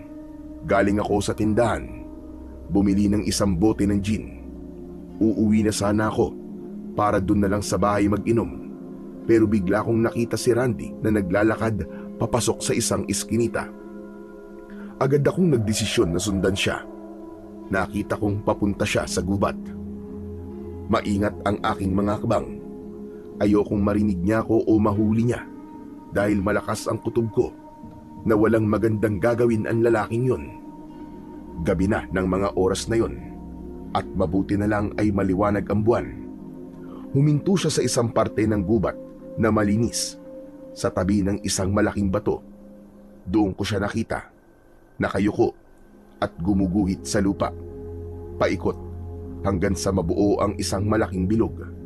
Nakatitig lang ako sa kanya. Halos hindi ako humihinga dahil sa matinding kaba. Ilang sandali pa ay inilabas niya ang mga bato mula sa isang supot. Inayos niya yon sa loob ng bilog. Pagkatapos ay bumubulong siya. Hindi ko maintindihan kung ano ang sinasabi niya. Kakaiba kasi at hindi yung Tagalog at hindi rin naman Ingles. Lumapit ako sa kanya pero bigla akong nakaapak ng tuyong sanga. Agad akong yumuko at nagtago sa mga matataas na damo. Narinig ko ang mga yabag niya na papalapit. Halos hindi ako makahinga. Ilang segundo ang nakalipas. Sumilip ako ulit. Ngunit wala na siya. Parang nawala na parang bula. Tumayo ako at naglakad palapit sa lugar kung saan ko siya nakita kanina. Naroon pa rin ang bilog sa lupa at ang mga batong inilagay niya. Anong ginagawa niya? Umupo akong saglit sa tabi ng bilog at napatingin sa paligid. Tahimik ang buong gubat. Pero sa gitna ng katahimikang yun, ramdam na ramdam kong may nanonood sa akin. Mabilis akong tumayo at tumakbo pabalik sa daan pauwi. Nang marating ko ang gilid ng gubat, hingal na hingal ako. Nagpatuloy ako sa pagtakbo hanggang sa makarating ako sa bahay. Agad kong isinara ang pintuan at isinandal ang sarili ko roon. Hinawakan ko ang dibdib ko dahil mabilis ang tibok ng puso ko. Hindi ko alam kung anong klaseng tao ang lalaki na yon. Pero isang bagay ang sigurado ko, hindi siya ordinaryo. At dahil sa tensyong nararamdaman ko, mabilis kong binuksan ang alak at tinungga yun. Biglang lumitaw si tatay sa harapan ko. Umiinom ka na naman? Tay, pampakalma lang po. Pampakalma? At ano naman ang dapat mong ikalma, Galena? Wala, tay. Pagod lang po. Mas masarap lang kasi ang magiging tulog ko kapag nakainom po ako ng alak. Ano? At kailan pa naging pampasarap ng tulog ang alkohol? Akala mo talaga nakakatulong yan? Hindi. Sakit sa ulong ibibigay sa inyan. At gulo. Tay, huwag niyo naman po akong sermonan ngayon, oh. Please, magpapahinga na po ako. Yan. Yan ang problema sa iyo, anak eh. Hindi ka marunong makinig. Kung buhay lang talaga ang nanay mo, sigurado kong hindi ka papayagan na maging ganyan ka. At kung buhay si Lando, sigurado ko na... Huwag na po nating isama sa usapan ng mga taong wala na, tay. Pasensya na po kayo. Gusto ko na po talaga magpahinga. Sandali lang, Galena, makinig ka sa akin. Ayoko lang naman na mapariwara ka. Magbago ka na, anak. Pakiusap naman. Tumahimik ako matapos yun sabihin ni tatay. Dahil dun, marahan akong naglakad papalapit sa mesa. Ibinaba ko ng dahan-dahan doon ang dala kong bote ng alak. Sige na, tay. Bukas na lang ulit tayo mag-usap. Tumango siya. Ako naman ay pumasok na sa loob ng aking silid para matulog. Ilang sandali ang lumipas, bigla akong nagising. May narinig kasi akong maingay sa labas ng bahay namin. Pagmulat ng aking mga mata, ay napatingin ako sa dingding. May parabang naglalakad sa labas. Umupo ako sa gilid ng kama at pinakiramdaman ang paligid. Maya-maya pa, ay biglang may kumakalmot na sa dingding. Naisip kong baka pusa lang yun.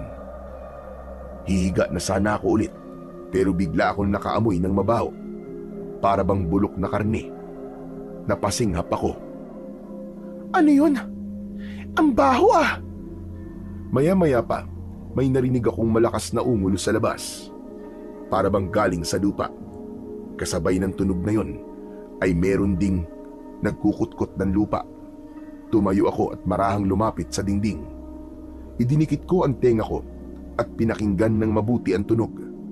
Pero hindi ako nakontento. Lumabas ako ng kwarto ko at balak ko sanang buksan ang pintuan sa sala. Pero sinilip ko kung ano ang nasa labas. Pero biglang nakita ko si tatay na nasa kusina. Bitbit ang kanyang matalas na itak. Huwag mong buksan yan, Galena. Tay, gising ka pa? Oo. At kanina ko pa naririnig yung mga pesteng nasa bakuran natin. Ano po ba yung mga nasa bakuran natin? Mga magnanakaw po ba? Hindi. Halika dito. Lumayo ka dyan sa may pinto. Bilisan mo. Sumunod ako kagad sa sinabi ni tatay. Lumapit ako sa kanya at napansin kong seryoso ang kanyang muka. Maigpit pa rin ang hawak niya sa kanyang itak at kita sa mga mata niya ang kaba. Hindi siya kumilos ng basta-basta. Nakatingin lang siya sa pinto. Pinakikiramdaman ang tunog sa labas. Kita ko kung paanong gumalaw ang panga niya. Mahigpit, tila pinipigilan ang sarili na magalit o matakot. Tay, ano po ba kasing nangyayari? Hindi siya kagad sumagot. Bagkus ay siya naman ang lumapit sa pinto. Dahan-dahan niyang itinapat ang tenga niya roon. Maya-maya pa ay lumingon siya sa akin. Maputla ang mukha niya. Parang biglang nawalan ng dugo. Masama to, anak. Hindi tao nasa labas. Ano pong ibig niyo sabihin, Tay? Kilala ko ang amoy nila. Pati ang kanilang mga tunog. Anak, mga aswang ang nasa labas. Pero bakit? Anong kailangan nila? Ano? Anong aswang? Tay naman eh. Huwag nga kayo magbiro ng ganyan. Totoo ang sinasabi ko, Galina. Nung bata pa ako, nangyari ng ganito. May mga aswang na nanggulo sa baryo namin noon. Tandang-tanda ko ang lahat ng detalye. Hinding-hindi ko yun makakalimutan. Hindi ako nakakibo. Biglang bumigat ang dibdib ko. Naalala kong bigla ang aking panaginip. Hindi maaari, Tay. Napatingin sa akin ang tatay ko. Nagtataka siya kung bakit ganun na lamang ang reaksyon ko. Lito, takot at malalim ang hininga. Biglang may malakas na kaluskos sa labas.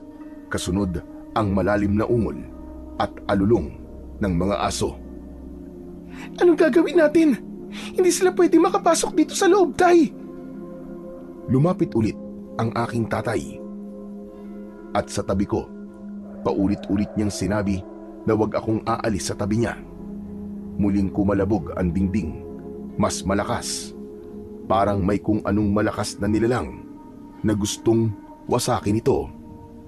Ilang sandali pa ay bigla akong napasigaw nang biglang umuga ang bubong ng bahay namin at mula sa kisame ay may mga alikabok na bumagsak. Hinawakan ako ni tatay sa balikat. Maigpit habang dahan-dahan siyang umabante sa gitna ng sala. Tibayan mo ang loob mo, anak. Malalampasan natin ito. Manalangin ka. Isang malakas na kalabog pa ang aming narinig at tuluyang nawasak na nga ang dingding. Pagtingin namin, agad na bumungad ang tatlong nilalang na akala ko'y sa panaginip ko lang makikita. Mabalahibo ang kanilang katawan malangis at madulas. Meron silang mahahabang kuko. Matatalas ang mga pangil, mahahabang dila at naglalaway na bibig. Mabaho ang amoy nila, para bang amoy na nabubulok na karne. Halos masuka kami ni tatay. Higit sa lahat, mapupula at nagbabaga ang kanilang mga mata. Nanginginig akong umatras. Hindi ko maigalaw ang katawan ko sa sobrang takot. Tay! Mga aswang nga! Oo, kaya huwag kang lalayo sa akin, anak. Kahit anong mangyari, huwag kang tatakbo. Habang nagsasalita siya, may narinig pa akong kaluskos mula sa likuran nila. Nang tignan kong mabuti, may mga anino na papalapit. Napagtanto kong hindi lang 3 ang mga aswang. Marami sila. Nang biglang sumigaw ang isa sa kanila, halos mabingi ako. Para silang hayop na galit na galit. Kasunod doon, sabay-sabay silang gumalaw, palapit sa amin. Agad na sumugod si tatay. Isa sa mga aswang ang agad niyang nataga. Pero hindi man lang nito ininda ang sugat. Sa halip ay napatingin ito kay tatay. Nakangisi at umungol ng malakas. Lumayas kayo dito sa bahay ko! Magsilayas kayo! Biglang bumukas ang mga bintana namin at nakita kong sumilip doon ang napakarami pang nilalang. Ay! Ang dami nila! Diyos ko! Hindi natin sila kaya! Galena, tumakbo ka sa kwarto mo, bilisan mo! Pero huli na. Isang aswang ang agad na nakalapit sa akin at hinawakan ako sa aking kamay. Bitiwan mo ako, hayop ka! Tay! Tulong! At sa sandaling yon, nagsimula na ang pinaka nakakatakot na gabing dumating sa buhay naming mag-ama. Bitiwan niyo ang anak ko! Mga hayop kayo! Galena! Galena! Tay! Biglang kinalmot ng aswang si tatay sa braso. Napasigaw siya sa sakit at nabitiwan ang hawak niyang itak. Napasigaw din ako at mabilis na binawi ang kamay ko sa aswang. Mabilis akong nakalapit kay tatay, pero hindi ko alam kung paano ko siya matutulungan. Nakita kong dumadaloy ang dugo sa braso niya. Malalim ang sugat at nangitim kagad ang paligid. Pilit niyang inaabot ang itak sa saig, pero bago pa niya ito makuha, may isang aswang ang biglang tumalon sa tabi namin at hinablot muli ang braso ko. Mabilis akong hinila ng nilalang na yon. Halos mapunit ang suot kong damit. Sinubukan kong muling kumawala, pero parang bakal ang nakahawak sa akin. Bitiwan niyo ang anak ko! Mga demonyo kayo! Bitiwan niyo ang anak ko! Sumugod si tatay kahit duguan ang braso, pero napaatras siya nang muling umatungal ng ungol ang aswang. Sinubukan kong kumapit sa poste ng bahay namin, pero isa pang nilalang ang lumapit sa likod ko. At sa isang iglap, binuhat niya ako. Tay! Huwag niyo akong hayaang kunin nila! Tay! Nagsisisigaw ako habang pilit na inilalayo ng nilalang palabas ng bahay. Ramdam ko ang malamig nitong balat at ang matapang na amoy niya. Narinig ko pa ang tatay ko na sumisigaw bago kami makalayo. Galena! Ang anak ko! Ibalik niyo ang anak ko, mga hayop kayo! Nawalan na ako ng pag-asa. Wala na akong magawa kundi ang umiyak. Walang gustong tumulong sa amin na kapitbahay. Ngunit isang himala ang nangyari. Biglang may malakas na tinig. Bitiwan niyo siya! Bigla akong binitiwan ng aswang at nalaglag ako sa lupa. Paglingon ko, nakita kong may 3 armadong lalaki sa harap namin nung aswang. Si Kapitan at may 2 siyang kasama. Isa na dito, ang binatang si Randy. Mabilis siyang kumilos. Hawak ang mahaba niyang espada. Kasunod niya si Kapitan at isa pang tanod na si Pido. Parehong may mga dalang itak. Tumabi ka na dyan, Galena! Kami na ang bahala rito! Sa isang iglap, sumugod ang unang aswang. Mabilis at mabangis. Tinamaan ito ni Randy sa leeg at bumulwak ang itim na dugo nito. Gumulong ang napugot na ulo sa tabi ko. May isa pa uling aswang ang sumugod at tumalon papunta sa kanya, pero mabilis siyang lumuhod at sinaksak ito sa tagiliran. Kumilos ang dalawa niyang kasama. Tinamaan ng ibang aswang sa balikat at hindi na nila tinantanan ng saksak hanggang sa ang mga ito ay tuluyang bumagsak. Randy! Sa likod mo! Bigla akong napasigaw nang makita kong may papasugod na aswang sa likod ng lalaki. Paglingon ni Randy ay agad siyang sinunggaban ng aswang at tangkang kakagatin sa leeg. Mabuti na lang at mabilis siya. Nasangga niya ang ulo ng aswang gamit ang kanyang espada. Sinaksak niya ito sa tiyan. Umungol ang aswang at nagsimulang mangisay bago tuluyang bumagsak. Nagpatuloy ang labanan. 3 pang aswang ang lumitaw, pero hindi na natuloy ang pagsugod ng mga ito nang marinig nilang may mga tao pang paparating. May mga dalang sulo at may mga hawak na sandatang pamatay sa aswang. Tapusin na natin to! Ngunit ang mga natitirang aswang, nagsimula na silang umatras. Umaatras sila! Habulin nyo! Dali! Huwag nyo nga hayaang makatakas! Ngunit ang mga aswang, bigla silang nagbago ng anyo. Naging ibon silang lahat at lumipad ng mataas, papunta sa direksyon ng gubat. Mabilis na lumapit sa akin si Randy at aalalayan sana akong tumayo, pero hinawi ko ang kanyang kamay at tumayo akong mag-isa. Mabilis akong tumakbo pabalik ng bahay. Tay, ayos ka lang ba? Tay, ang dami mong dugo. Galena, ayos lang ako anak. Ang braso mo, Tay. Kailangan magamot ka agad yan. Wala tayong gamot anak. Hindi ito ordinaryong sugat lang. Dahil nararamdaman ko yung parang apoy na mainit na gumagapang sa laman ko. Kaya niyo po yan, Tay. Hahanap ako ng paraan. Hihingi po ako ng tulong. Huwag ka na munang lumabas. Baka balikan ka nila anak. Teka, paano ka nga pala nakatakas sa mga aswang ngayon? Tinulungan po ako nila Kapitan, Tay. Nasa labas sila, saktong nagroronda, kasama ng mga tanod. Salamat sa Diyos anak. Makinig ka. Kung may mangyari mang masama sa akin, ipangako mo anak, na aayusin mo na ang buhay mo. Maging matatag ka sa buhay anak. Tatay naman eh. Ano ba sinasabi niyo? Walang mangyayari sa inyo, Tay. Hindi ko hahayaan na maulit ang nangyari kay nanay sa inyo. Hindi ako papayag. Anak, hindi ko hawak ang kapalaran ko o ang kapalaran ng nanay mo. Pero kung ito ang gusto ng Diyos, ayos lang anak. Tatanggapin ko. Kaya kung sakali man. Tama na po, Tay. Huwag niyo na pong tapusin yung sasabihin niyo. Hindi ako papayag. Hindi! Hinawakan ko ang braso ni tatay. Sinubukan kong pigilan ang pagdurugo gamit ang malinis na damit. Mahal na mahal kita anak. Ano ba, Tay? Itigil niyo na nga po muna ang pagsasalita niyo. Magpahinga ka lang, Tay. Hahanap ako ng gamot.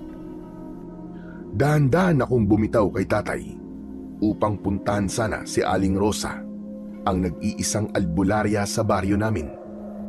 Pero nag-alala ko nang biglang pumikit si tatay at tila nawalan ng malay. Tay! Tay, gising! Tay, gumising ka! Tay! Sinubukan kong yugyugin ito pero hindi siya nagigising. Labis ang takot at pag-aalala ko ng araw na yon.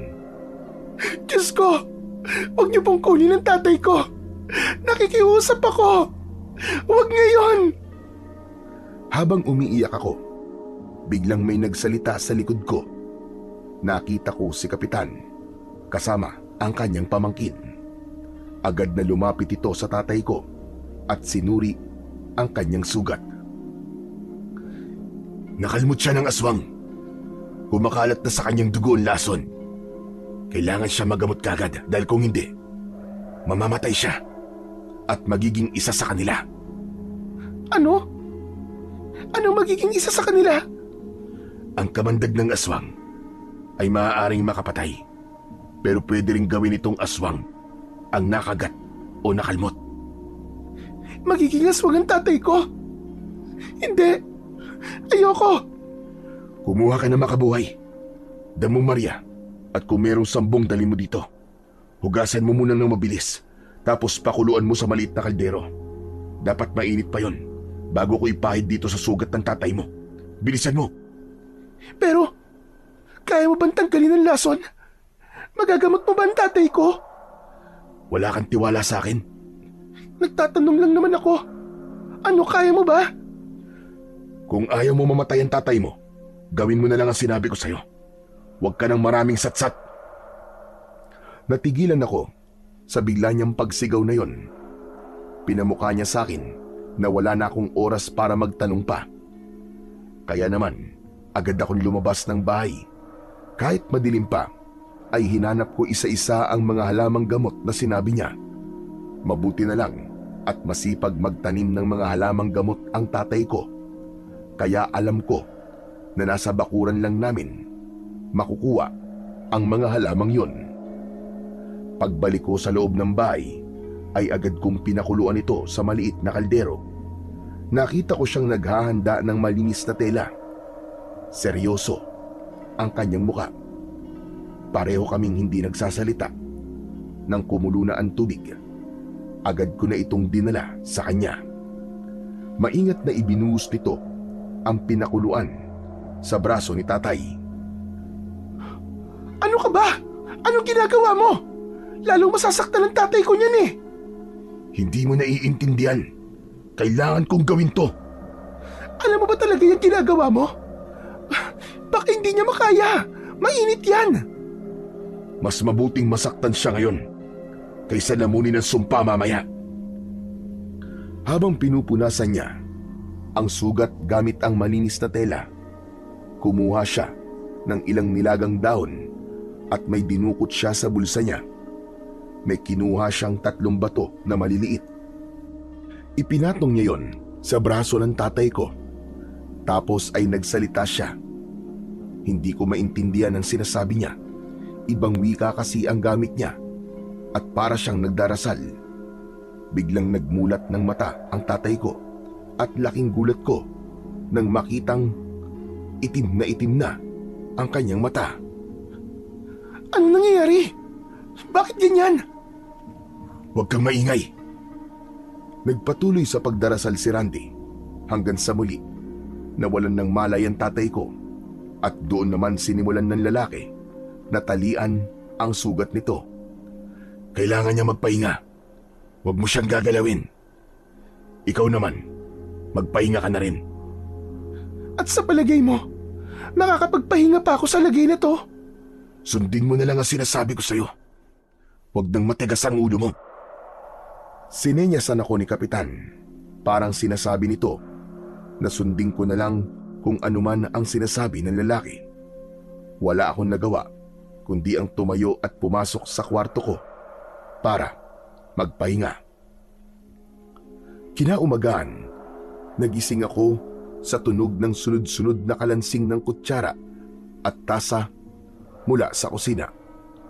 Kasabay nun, naamoy ko ang mabangong aroma ng kape. Mabilis akong bumangon at lumabas ng kwarto. Pagbukas ko ng pinto, nakita ko si tatay at si Randy. Magkaharap silang nagkakape. Parang may pinag-uusapang importante. Tay? Okay ka na? Oh, ba't naman ganyan ang mukha mo, anak? Bakit? Ayaw mo ba akong gumaling? Hindi lang po ako makapaniwala, Tay. Oo na, sige na. Umupo ka na. Samahan mo kami magkape. Opo, Tay. Salamat po. Nagsalin ako ng mainit na tubig sa tasa at nagtimpla ng sarili kong kape. Tumabi ako kay tatay. Tahimik akong nakinig sa pinag-uusapan nila. Maraming salamat sa lahat, Randy. Utang na loob ko talaga ang buhay ko sa'yo. Wala po yun. Pero maswerte ho talaga kayo dahil natsambahan po natin yung mga aswang na yun. Ilang araw din naming hinanap ang mga yun eh. Ilang araw? Ibig sabihin matagal na sila nanggugulo dito sa baryo. Oo, hindi nyo lang po napapansin. Pero matagal na pong sinasalakay ng tahimik ng mga aswang itong baryo. Talaga? Paano? Nakita niya po mismo. At nung malaman niya tungkol sa mga aswang, agad niya akong pinatawag para makatulong. Abay, salamat kung ganun. Tignan mo nga naman Akala ko noon tahimik at payapa na ang aming baryo. Yung pala, biglang napatingin sa akin si tatay. Ang kanyang mga mata, parang nanunumbat. Kita mo na, Galena. Wala tayong kaalam-alam na may aswang na pala dito sa baryo. Ikaw gala ka pa ng gala sa gabi. Mabuti, di ka na tsetsempuan ng aswang na yun. Tay naman, ako na naman ang nakita nyo. Totoo naman ang sinasabi ko sa iyo, anak Tama ang tatay mo. Huwag ka nang lalabas sa gabi dahil lubang delikado. Matagal naman na akong hindi lumalabas mula nang mamatay si Diego. Sinungaling. Kailan lang lumabas ka? Sinundan mo pa nga ako sa gubat. Namula ko sa sinabi niyang yun. Hindi ko batid na alam pala niya ang aking pagsunod sa kanya. Medyo nakaramdam ako ng hiya, pero agad ko ding binawi. Bakit? Hindi lang naman ako sinungaling dito Pati naman ikaw Ayaw mo akong tulungan patotohanan sa mga tao na totoo namang umuwi ako dito sa bahay bago mamatay si Diego. Kung nagsalita ka lang, di sana nalinis na ang pangalan ko. Pasensya ka na. Hindi ko kasi pwedeng gawin yon. Hindi ako pwedeng madamay sa anumang gulo. Kailangan naming unahin yung misyon na hanapin at palayasin ang mga aswang dito. Kung makikialam ako, baka ako pa mapagbintangan, Galena. Ganun ba? Kung ayos lang sa'yo na masama ang tingin sa akin ng mga tao, sige lang. Sa bagay, sino ba naman ako, di ba? Huwag kang mag-alala, Galena. Malapit nang malinis ang pangalan mo. Baka nga ngayon pa lang, malinis na Anong sinasabi mo? Ang sinasabi ko, hindi na naituloy ni Randy ang kanyang sasabihin nang biglang nagsidatingan ng mga tao sa bahay namin. Lahat sila nakikiusyoso at inaalam kung totoo bang inatake kami ng mga aswang. Nang makita nila ang itsura ng bahay namin at ang mga sugat ni tatay, lahat sila natakot at nag-alala. Aba, kung ganon, ay hindi talaga ikaw ang pumatay sa aking anak. Hindi ka aswang. Aling Marites naman, talaga bang iniisip niyong aswang ako? Sinabi ko na po sa inyo, hindi ako ang pumatay kay Diego. Oo, tama ka. Ngayon alam na natin na may gumagalang ang aswang dito sa baryo. Kailangan may gawin tayo. Hindi pwedeng pabayaan na lang natin. Huwag nating hayaang maulit ang nangyari sa anak ko at kina Galena. Mga kababaryo, kailangan natin panagutin ang mga aswang na yon. Tama ho kayo. Pero kailangan natin magplano. Hindi basta-basta ang mga kalaban natin. Kailangan natin ng mga armas. Sumang-ayon silang lahat kay Randy. Nagkaroon ng konting pagpupulong. Nang matapos na ang pag-uusap, ay nagsiuwian na ang mga tao. Naiwan kaming dalawa ng binata at lumipat sa labas ng bahay. Umupo kami sa ilalim ng puno. Randy, pwede ba ako magtanong? Ano ba kasing ginagawa mo sa gubat? Nagpunta ako sa gubat dahil doon ko pinapadalisay ang mga anting-anting ko. Kung hindi ko gagawin yon, mawawala ng bisa ng mga bato. Talaga? Pasensya ka na Nagkamali ako sa paghusga. Akala ko, Isa kang masamang nilalang. Ayos lang. Wala kang dapat na ihingi ng pasensya. Sa nangyari kay Diego, sino ba naman ang hindi matatakot, di ba? Basta, salamat sa pagliligtas sa tatay ko at sa akin. Walang anuman yung Galena. Pero may gusto kong sabihin sa'yo. Ano yun, Randy? Gusto kong sabihin na kahit anong mangyari, piliin mo sana palagi ang tama. Huwag mong hahayaan na lamunin ka ng dilim, Galena. Teka, ano bang ibig mong sabihin? Wala. Basta tandaan mo lang yon. Ngumiti sa akin si Randy, pero halatang may itinatago sa mga ngiti niya. Sige na, uwi na muna ako. Mamayang tanghali babalik kami dito nila Kapitan para tulungan ang tatay mo na maiayos tong bahay niyo.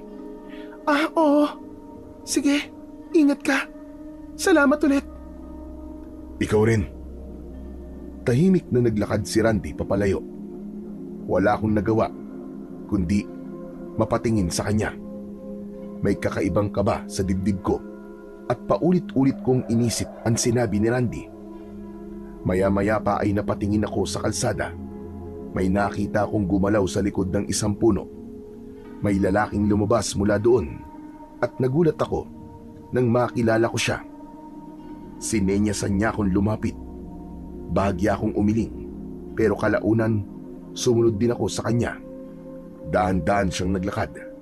Nakasunod ako sa kanya hanggang sa makapasok kami sa loob ng gubat. Ba't ba ang tagal-tagal mo bago sumunod dito? Diba sinabi ko naman sa'yo na kailangan natin magkita bago ang bilog na buwan para maihanda ka na sa gagawing ritual? Hindi na ako tutuloy, ayoko na. Huwag na nating ituloy ang kasunduan. Hindi na ako payag.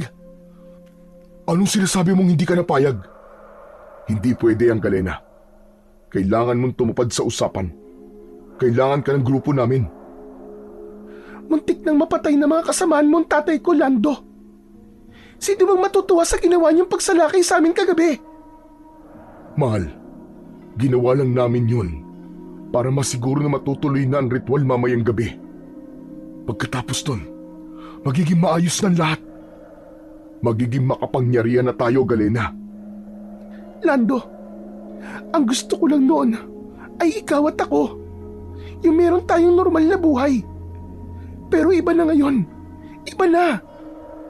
Natatakot ako, Lando.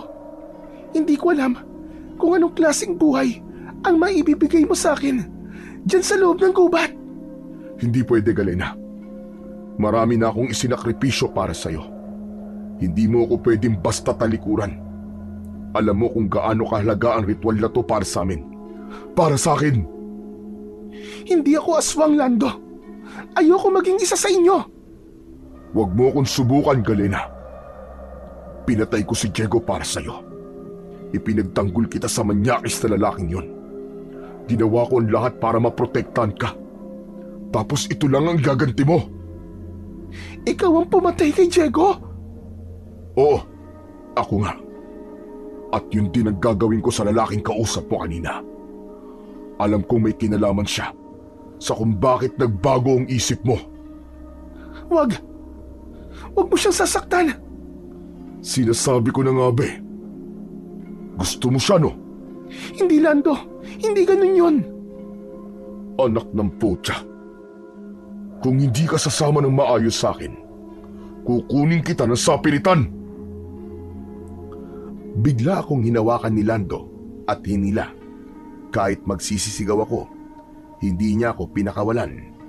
Naglakad kami sa madilim at makapal na bahagi ng gubat. Malakas siya. Hindi ko kayang kumawala. Pagkalipas ng ilang sandali, ay nakarating na kami sa isang parte ng gubat kung saan naroon ang malaking bato na nakita ko sa panaginip ko. Maya-maya pa, may 3 lalaki ang agad na lumapit sa akin at binuhat ako. Inilagay nila ako sa ibabaw ng malaking bato.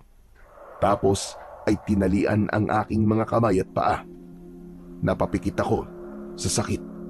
dahil sa higpit ng pagkakatali ng lubid. Mamayang gabi, mangyayari na ang ritual. Kapag natapos na, tayo na ang magiging pinakamalakas na nilalang, Galena. Hindi, Lando. Hindi ako papayag sa gusto mo mangyari. Pakawalan mo ako dito. Matagal ko nang pinagsisisihan ang pagpayag ko sa kasunduan nating yon.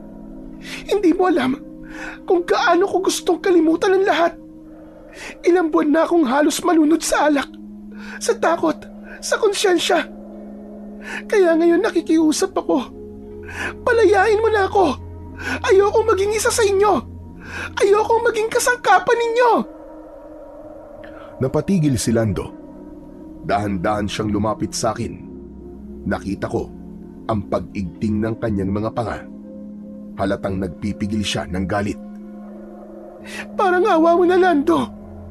Kung talagang mahal mo ko, kung talagang importante ako sa'yo, pakiusap. Pakawalan mo na ako dito. Hayaan mo na ako. Tumahimik ka! Sinipa niya ang bato. Nanginginig siya sa galit. Traidor ka! Wala ka ng silbi sa akin, Galena. Sisiguraduhin ko mamayang gabi. Mamamatay ka kapag natapos ng ritual. Ang laman mo. Pagpipiestahan namin mamayang gabi. Wag. Wag. Maawa ka. Tumawa siya ng malalim. Yung tawa bang nakakatindig ng balahibo. Sa paligid ay nagsimula ng magsilapitan ang mga kasama niyang aswang. Nakatingin silang lahat sa akin. Naglalaway, parang mga gutom na hayop na matagal nang hindi nakakakain. Mabilis na lumipas ang oras. Gabi na, pero maliwanag na maliwanag ang paligid dahil sa bilog na buwan at sa mga kandilang nakasindi sa lugar na yon. Nakahiga pa din ako sa ibabaw ng itim na bato at ang mga aswang ay nagsimula na ng kanilang ritual. Nakapaikot sila sa akin. Bumubulong sila para bang nagdarasal ang mga yon. Nagbago na din. Naging mga halimaw. Diyos ko, tulungan niyo po ako. Ayoko pa pong mamatay. Patawarin niyo ako sa lahat ng kasalanan ko. Tulungan niyo ako, Panginoon. Habang umiiyak ako, biglang nagkagulo ang mga aswang. Narinig kong may sumigaw. Napalingon ako at doon ko nakita ang isang lalaki na bigla na lang sumulpot mula sa dilim. Wala siyang suot na damit pang itaas, pero may nakasabit na kumikislap na medalyon sa kanyang leg. Nanlaki ang mga mata ko. Nakilala ko ang lalaking yun. Walang iba kundi si Randy. Siya ang lalaking nasa panaginip ko. Ang lalaki na pumugot ng ulo ko. Nanlaki ang mga mata ko nang makita ang mahabang espada na dala niya. Diyos ko, tulungan niyo po ako. Muli akong napatingin kay Randy. Sinugod siya ng mga aswang. Walang alinlangang iwinasiwas niya ang espada at sinugod ang mga ito. Mabilis ang kanyang pagkilos. Sanay na sanay ito sa pakikipaglaban. Lahat ng aswang na lumalapit sa kanya ay nasusunog. Samantalang si Lando ay parang hindi nagambala. Nasa tabi ko siya at itinutuloy pa rin ang ritual. Nakatingala ito. Paulit-ulit na binibigkas ang mga orasyon. Lando, tama na, nakikiusap ako sa'yo. Huwag mo lang ituloy ito. Tumakas ka na. Papatayin ka nila. Pero hindi siya nakinig. Bigla niyang sinunggaban ang leg ko at kinagat. Aray! Tama na, Lando! Tama na! Habang patuloy niyang sinisipsip ang aking dugo, biglang sumulpot ang mga taga-baryo at sa gitna ng kaguluhan, nakita ko si Tatay Ben. Mabilis siyang tumakbo palapit sa akin. May dala siyang buntot ng pagi. Hayop ka, Lando! Bitiwan mo ang anak ko! Sumugod siya at malakas na pinalo ito sa likod. Napasigaw si Lando at napaatras. Peste kang hayop ka! Wala kang karapatan na saktan ang anak ko! Habang nagsasagupaan sila, lumapit si Randy sa akin at tinanggal ang mga tali. Mabilis niya akong hinila palayo habang patuloy pa rin ang labanan sa paligid. Wag! Huwag mo akong patayin, nakikiusap ako, Randy. Hindi ako masama. Alam ko, Galena. Huwag ka matakot sa akin. Hindi kita sasaktan. Pero, sa panaginip ko, pinugutan mo ako ng ulo dahil naging aswang daw ako. Hindi lahat ng panaginip ay totoo, Galena. At hindi rin lahat may literal na kahulugan. Pero kung sakali mo magkatotoo na maging aswang ka, huwag kang mag-alala. Gagamutin kita. Tutulungan kita. Eto, mabisa ang langis na to. Ipahid mo muna sa sugat mo para lumabas ang lason. Tapos ay takpan mo ng damit para hindi masyadong magdugo. Babalikan kita dito, Galena. Huwag kang aalis kahit anong mangyari. Sige, tulungan mo ang tatay ko, Randy. Tulungan mo siya. Tumango si Randy at mabilis na tumakbo pabalik sa lugar ng labanan. Naiwan akong mag-isa. Maya-maya pa, may narinig akong mga kaluskos mula sa likod ko. Pagtingin ko, nakita ko si Lando. Ang katawan niya ay balot ng itim na balahibo at nanlilisik ang kanyang mga mata. Akala mo ba'y tapos na, Galena? Akala mo ba'y makakatakas ka sa akin ng ganun-ganun lang? Ngayon ay tatapusin na natin ang ritual. Magiging kagaya mo na ako. Magsasama tayo. Magpasawalang hanggan. Wag, Lando! Wag! Kakagatin na sana niya ako uli, pero bigla siyang natigilan. Kasabay nun ay bigla siyang sumuka ng itim na dugo at sa isang iglap, nahiwalay ang ulo niya sa katawan. Gumulong yun sa lupa at ang katawan niya ay unti-unting natumba. Nang ilabot ako sa aking nakita. Sabi ko na hindi siya titigil hanggat hindi kanya nakukuha. Lumapit siya sa akin at inabot ang mga kamay ko. Tapos na, Galena. Wala na siya. Ligtas ka na. Sa sandaling yon ay bigla akong napagulgol. Hindi dahil sa sakit o takot, kundi dahil sa tuwa at ginhawa. Para akong nabunutan ng tinik sa dibdib. Matapos ang halos 1 taon, sa unang pagkakataon ay nakahinga na din ako ng maluwag. Tapos na. Tapos na ang lahat. Oo, tapos na, Galena. Malaya ka na. Napatingin ako kay Randy. Noon ko lang naunawaan na mahusay talaga siya at maraming alam. Walang sikretong na itatago sa kanya. Pero Randy, paano mo nalaman? Nung una kitang nakita, alam ko na, Galena. Nahulaan ko na kung ano mangyayari sa'yo. Hindi rin aksidente ang pagkakaligtas namin sa'yo kagabi. Sadyang nakasubaybay ako sa inyo ng ilang gabi na. Alam ko na may mangyayaring isang masamang sumpa. Magiging kaanib ka nila at ikaw ang magiging pinakamalakas na aswang dito sa baryo. Kaya ginawa ko ang lahat para pigilan yon. Mabuti na lang at nakinig ka. Mabuti na lang at pinili mo ang mabuti kaysa ang maging masama. Bigla ako napatingin sa bangkay ni Lando. Ang lalaking yon, ang pinakamamahal kong lalaki. Huli na nang malaman kong mula pala siya sa angkan ng mga aswang. Mahal ko si Lando. Nabulag ako sa damdamin ko para sa kanya. Kaya nakalimutan ko kung ano ang tama. Gusto niyang magsama kami panghabang buhay. Kaya naman ang gusto niya ay makianib ako sa kanila. Pumayag ako nung una dahil ang akala ko ay iaalay ko lang ang dugo ko sa kanilang Panginoon. Hindi lang buhay na walang hanggan ang ipinangako niya sa akin. Ang sabi niya, kaya ko daw buhayin ang nanay ko kapag ako na ang pinakamakapangyarihan. Binigyan niya ako ng 1 taon para maihanda ang sarili ko para sa isang ritual.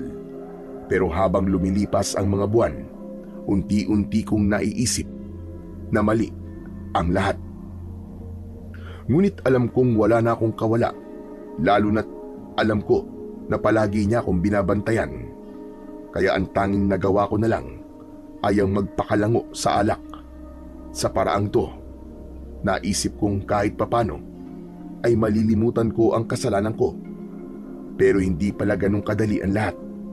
Araw-araw akong nakokonsensya, lalo na't alam kong tahimik na naghahasik ng lagim ang mga aswang sa baryo namin. Yung mga nawawalang mga tao, sila ang may kagagawan at hindi ako matahimik. Mabuti na lang ay dumating si Randy. Tinulungan niya akong maniwala ulit sa kabutihan. Sa simpleng sinabi niya sa akin na piliin ko lang palagi ang tama, natutunan kong harapin ang takot. Nagkaroon ako bigla ng kakampi sa katauhan niya. At ngayon sa wakas, malaya na ako. Anak, salamat sa Diyos at ligtas ka. Opo, Tay. Hindi tayo pinabayaan ng Panginoon. Patawarin niyo po ako, Tay, sa lahat po ng mga nagawa kong pagkakamali. Tama na, anak. Huwag mo nang isipin yun. Tapos na yun. Ang mahalaga, buhay tayo. At pwede tayong magsimula ulit. Tumango ako at muling niyakap ang tatay ko. Tama siya. Pwede kaming magsimula ulit ng panibagong buhay. Lumipas ang maraming taon. Si Randy at ako ang nagkatuluyan. Nagpakasal kami at biniyayaan ng 3 anak. Ang panganay namin ang nakitaan namin ng mukhang susunod sa yapak ng kanyang ama. Mahilig ito sa orasyon, sa mga anting-anting, at palagi itong sumasama kay Randy sa gubat kapag pinapadalisay nito ang mga agimat at bato. Bilang magulang, hindi ko siya pinigilan. Alam kong para sa kabutihan ang kanilang ginagawa. Sa ngayon ay masaya ko kasi marami akong natutunan. Ang lahat ng hirap, lahat ng sakit, lahat ng pinagdaanan ko ay may dahilan pala. At yun ay para maranasan ko ang ganitong buhay. Payapa, totoo, at punong-puno ng pag-asa at pagmamahal.